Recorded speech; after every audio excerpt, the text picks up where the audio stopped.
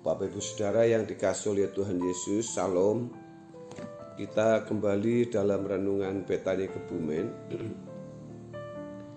Hari ini kita akan berbicara tentang tidak bercacat dan tidak bercela. Saudaraku, kita sudah sering mendengar, sering berbicara tentang tidak bercacat dan tidak bercela. Karena memang demikian yang dikehendaki oleh Tuhan. Saudara, kehidupan anak-anak Allah yang benar pasti berdampak bagi orang di sekitarnya. Dampak itu berangkat dari menjadi saksi bagi Kristus dengan benar, kehidupan orang percaya yang berkualitas seperti Tuhan Yesus menunjukkan dan membuktikan bahwa 2000 tahun yang lalu ada seorang pria yang mengaku sebagai Mesias, Anak Tunggal Allah yang hidup. Untuk ini orang percaya harus benar-benar memiliki kehidupan yang benar, cemerlang, kudus, dan tidak bercacat serta tidak bercela dalam seluruh aspek hidupnya. Idealnya, dalam segala hal, seseorang tidak dapat mempersalahkan kita jika tidak memiliki kesempurnaan sebagai anak-anak Allah. Seseorang tidak akan dapat membawa dampak yang berarti. Maksud dari semua ini adalah agar kehidupan orang percaya dapat mengubah orang lain. Hidup kita harus menjadi pola dengan mana orang membangun diri mereka. Orang percaya yang menjadi anak-anak Allah yang ideal harus menjadi teladan dalam seluruh tingkah lakunya. Hal utama yang harus dihasilkan oleh kehidupan orang percaya adalah karakter Kristus yang terperagakan atau terselenggarakan dalam hidup orang percaya. Selanjutnya, dari kehidupan yang luar biasa ini, seseorang dapat menghasilkan buah, yaitu jiwa-jiwa yang diubahkan menjadi serupa dengan Yesus. Inilah kehidupan yang dimaksud dengan tidak bercacat dan tidak bercela. Mendengar kalimat hidup tidak bercacat dan tidak bercela, banyak orang bersikap apatis dan berpikir bahwa hal tersebut tidak mungkin dapat dicapai. Kalau seseorang berpikir bahwa tidak mungkin orang bisa hidup tidak bercacat dan tidak bercela atau menjadi sempurna, itu pasti karena pengaruh cara berpikir berbagai agama dan keyakinan. Hal ini yang menolerir seseorang berbuat untuk suatu kesalahan sebagai sikap permisif.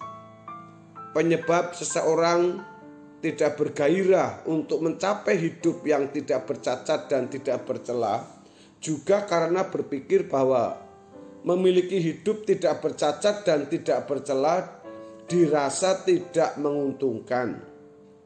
Bahkan ada kekhawatiran akan memiliki keadaan hidup yang tidak atau kurang bahagia seperti orang lain. Apatisme untuk hidup tidak bercacat dan tidak bercela juga disebabkan oleh pengalaman hidup yang telah dilalui, yaitu selalu gagal untuk hidup tidak bercacat dan tidak bercela. Pengalaman hidup dan catatannya menunjukkan bahwa mencapai hidup tak bercacat dan tidak bercela adalah kemustahilan. Firman Allah sangat jelas menyatakan bahwa orang percaya harus memiliki kekudusan seperti Allah. Dalam 1 Petrus 1 ayat 16 mengatakan, sebab ada tertulis, kuduslah kamu sebab aku kudus.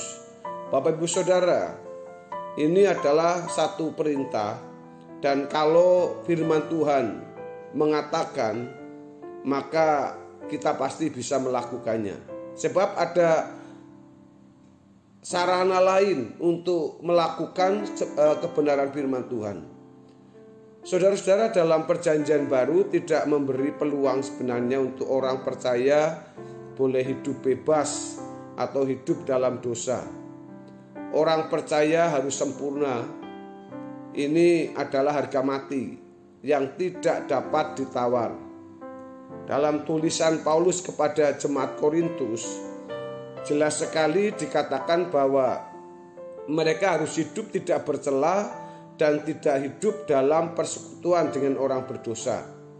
Jika menuruti hal ini, saudara, Allah akan menerima mereka sebagai anak-anaknya. Coba kita akan melihat secara lebih jelas apa yang dikatakan oleh 2 Korintus pasal yang ke-6 dari ayat yang ke-14 sampai dengan ayat yang ke-18. Ayat 14 mengatakan, janganlah kamu merupakan pasangan yang tidak seimbang dengan orang yang yang percaya.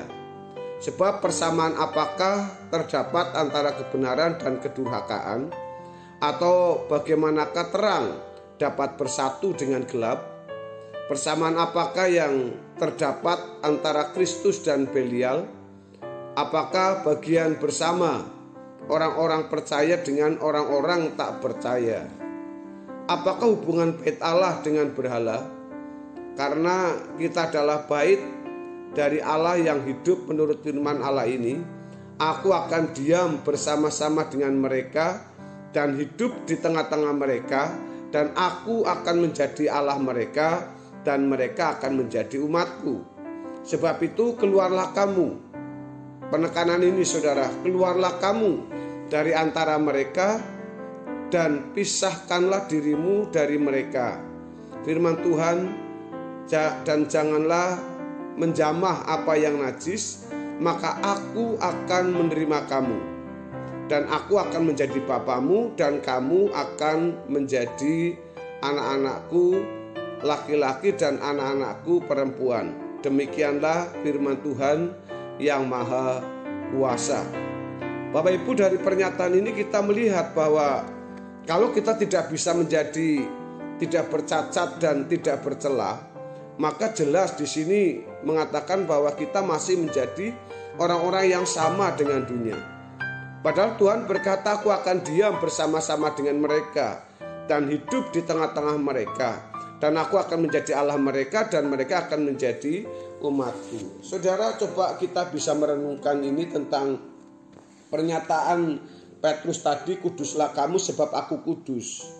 Jadi ini saudara, jangan pernah berpikir bahwa untuk memperoleh atau dalam persekutuan dengan Bapa atau dengan Allah, pikirkan, sudahkah kita layak untuk kita menjadi tempat kediaman Roh Kudus atau kehadiran Allah dalam hidup kita.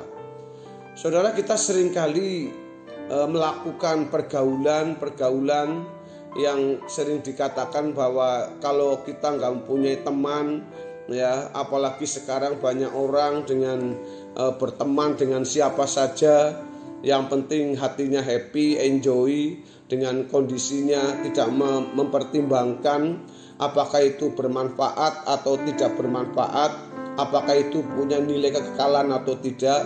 Yang penting aku bisa senang dan bisa menyenangkan diri. Ini masalah yang harus dilakukan. Padahal tadi Paulus mengatakan kalau ada sampai orang-orang yang seperti itu, kita harus rela kehilangan, entah itu berharga, entah itu kalau punya pacarnya mungkin orang kaya tetapi tidak seiman, atau mungkin pintar, atau mungkin orang yang hebat. Firman Tuhan mengatakan kalau itu tidak seiman dan tidak membawa kepada kekudusan, keluarlah kamu dari antara mereka dan pisahkanlah dirimu dari mereka. Firman Tuhan, dan janganlah menjamah apa yang najis, maka aku akan menerima kamu. Mungkin hari ini kita bisa mengalami sukacita, mengalami bahagia, senang dengan kondisi kita. Tapi ingat saudara, Tuhan hanya akan mau menerima mereka sebagai anak-anaknya yang sesuai dengan standar Allah. Orang percaya harus menempatkan diri di tempat terang dan berperilaku sempurna seperti Bapa. Untuk ini orang percaya harus berani menerima perintah Tuhan untuk hidup tidak bercacat dan dengan optimis. Kalau Allah memerintahkan orang percaya berbuat sesuatu, pasti saudara, Allah akan menolong dan memberikan kesanggupan. Ada fasilitas yang akan Tuhan berikan kepada orang-orang yang punya tekad keberanian untuk melakukannya. Orang yang menolak hidup kudus atau hidup tak bercacat dan tidak bercela berarti menolak menjadi anak Allah. Hidup tak bercacat dan tidak bercela bukan hanya menyangkut masalah-masalah rohani yang selalu dikaitkan dengan moral, melainkan bertalian dengan seluruh aspek hidup ini tanpa batas. Firman Allah menyatakan bahwa semua orang percaya yang menerima panggilan sebagai orang percaya yang benar adalah bangsa yang kudus, umat kepunyaan Allah sendiri. Kehidupan yang tidak bercacat dan tidak bercela harus dikaitkan dengan segenap aspek hidup kita di tengah pergumulan menghadapi dunia dan manusia lain dalam kehidupan konkret. Ini berarti menyangkut moral dan etos kerja, yaitu kerajinan dan ketekunan kerja, pola hidup, pola makan, tutur kata dalam berbicara dan bercanda, menggunakan waktu, menggunakan media sosial, keterlibatan mengatur waktu, ketepatan waktu dalam menghadiri sebuah pertemuan, kesetiaan memenuhi janji, cara berpakaian, kebersihan dan pemeliharaan tubuh, dan seluruh aspek hidup lainnya. Kehidupan seseorang yang tidak bercacat dan tidak bercela pasti membawa keteduhan bagi semua orang yang dijumpainya. Sejatinya, semua ini menunjuk keagungan seorang anak Allah yang benar-benar bermental surgawi. Kehidupan orang yang tidak bercacat dan tidak bercela sangat berpotensi menjadi saksi bagi Tuhan. Dari kehidupan yang tidak bercacat dan tidak bercela itu, seorang anak Allah dapat membuktikan bahwa 2000 tahun yang lalu pernah hadir seorang pria yang mengaku anak Allah yang menjadi juru selamat dunia ini. Lalu kita akan berkata, mana buktinya? Contohnya adalah saya yang telah percaya dan menjadi saksi. Demikian saudara bisa berkata untuk menjadi saksinya Kristus. Memang hanya karena anugerah kita menjadi anak Allah, namun anugerah tidak menempatkan orang percaya secara otomatis berkeadaan sebagai anak Allah.